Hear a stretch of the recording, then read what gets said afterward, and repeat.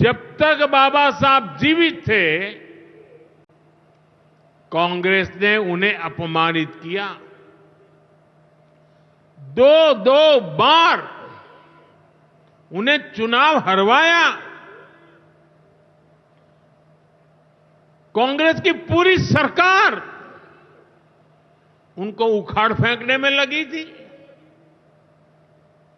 उनको सिस्टम से बाहर रखने की साजिश की गई। जब बाबा साहब हमारे बीच नहीं रहे, तो कांग्रेस ने उनकी याद तक मिटाने की कोशिश की। कांग्रेस ने बाबा साहब के विचारों को भी हमेशा के लिए खत्म कर देना चाहा। डॉक्टर अंबेडकर संविधान के संरक्षक थे। कांग्रेस संविधान की भक्षक बन गई है। डॉक्टर अंबेडकर समानता लाना चाहते थे, लेकिन कांग्रेस ने देश में वोट बैंक का वायरस फैला दिया। साथियों, बाबा साहब चाहते थे कि हर गरीब, हर वंचित गरिमा से जी सके, सर ऊंचा करके जिए, वो भी सपने देखें, अपने सपने पूरे कर सके। लेकिन कांग्रेस ने एससी, एसटी, ओबीसी को सेकंड क्लास सिटीजन बना दिया। कांग्रेस के लंबे शासनकाल में कांग्रेस के नेताओं के घर में स्विमिंग पूल तक पानी पहुंच गया, लेकिन गांव में नल से जल नहीं पहुंचा। आजादी के 70 साल बाद भी गांवों में सिर्फ 16% घरों में नल से जल आता था। सोचिए, 100 घर में से 16 घर में। इससे सबसे ज्यादा प्रभावित कौन थे? इससे एससी, एसटी, ओबीसी सबसे ज्यादा प्रभावित थे। अरे उनकी इतनी ही चिंता थी, आज जो गली गली में जाके भाषण झाड़ रहे हैं, अरे कम से कम मेरे एससी, एसटी, ओबीसी भाइयों के घर तक अरे पानी तो पहुंचा देते। हमारी सरकार ने 6-7 साल में 12 करोड़ से ज्यादा ग्रामीण घरों में नल कनेक्शन दिए हैं। आज गांव के 80% घरों में, यानी पहले 100 में से 16, आज 100 में से 80 घरों में नल से जल आता है। और बाबा साहब का आशीर्वाद है, हम हर घर तक नल से जल पहुंचाएंगे। शौचालय के अभाव में भी सबसे बुरी स्थिति एससी, एसटी, ओबीसी समाज की ही थी। हमारी सरकार ने 11 करोड़ से ज्यादा शौचालय बनवाकर वंचितों को गरिमा का जीवन दिया है। साथियों, कांग्रेस के जमाने में एससी, एसटी, ओबीसी के लिए बैंक का दरवाजा तक नहीं खुलता था।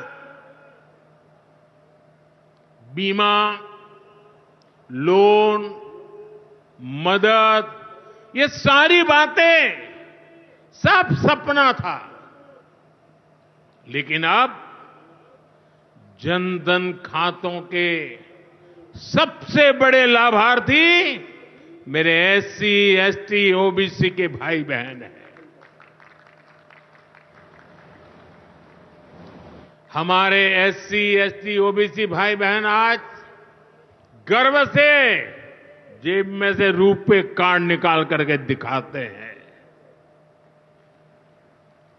जो अमीरों के जेब में कभी रुपए कार्ड हुआ करते थे, वो रुपए कार्ड आज मेरा गरीब दिखा रहा है।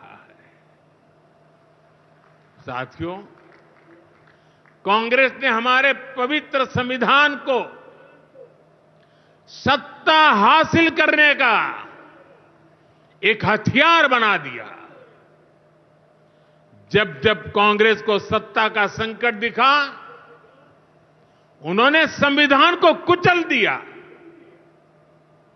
कांग्रेस ने आपातकाल में संविधान की स्पिरिट को कुचला, ताकि जैसे तैसे सत्ता बनी रहे। संविधान की भावना है कि सबके लिए एक जैसी नागरिक संहिता हो, जिसे मैं कहता हूं सेक्युलर सिविल कोड। लेकिन कांग्रेस ने इसे कभी लागू नहीं किया। उत्तराखंड में भाजपा सरकार आने के बाद सेक्युलर सिविल कोड, समान नागरिकता संहिता, ये लागू हुई। डंकी की चोट पर लागू हुई। और देश का दुर्भाग्य देखिए, संविधान को जेब में लेकर के बैठे हुए लोग, संविधान पर बैठ गए हुए लोग, ये कांग्रेस के लोग उसका भी विरोध कर रहे हैं। साथियों, हमारे संविधान ने एससी, एसटी, ओबीसी के लिए आरक्षण का प्रावधान किया, लेकिन कांग्रेस ने उनको आरक्षण पहुंचा कि नहीं पहुंचा, उनके बच्चों को शिक्षा के लिए सुविधाएं प्रारंभ मिलना शुरू हुआ कि नहीं हुआ, एससी, एसटी, ओबीसी के कोई व्यक्ति अधिकार से वंचित तो नहीं रह गए, उसकी कभी परवाह नहीं की। लेकिन राजनीतिक खेल खेलने के लिए कांग्रेस ने बाबा साहब आंबेडकर ने जो सपना देखा था, सामाजिक न्याय के लिए संविधान में जो व्यवस्था की थी, उसको भी पीठ में छुरा भोंककर उस संविधान के उस प्रावधान को तुष्टीकरण का माध्यम बना दिया। अभी आपने भी समाचारों में सुना होगा, कर्नाटका की कांग्रेस सरकार ने टेंडर में भी अब एससी, एसटी, ओबीसी के अधिकार छीन करके धर्म के आधार पर आरक्षण दे दिया। जबकि संविधान में बाबा साहब आंबेडकर ने साफ साफ शब्दों में चर्चा में कहा था कि संविधान में कतई धर्म के आधार पर आरक्षण की व्यवस्था नहीं की जाएगी। और हमारे संविधान ने धर्म के आधार पर आरक्षण के लिए प्रतिबंध लगाया हुआ है।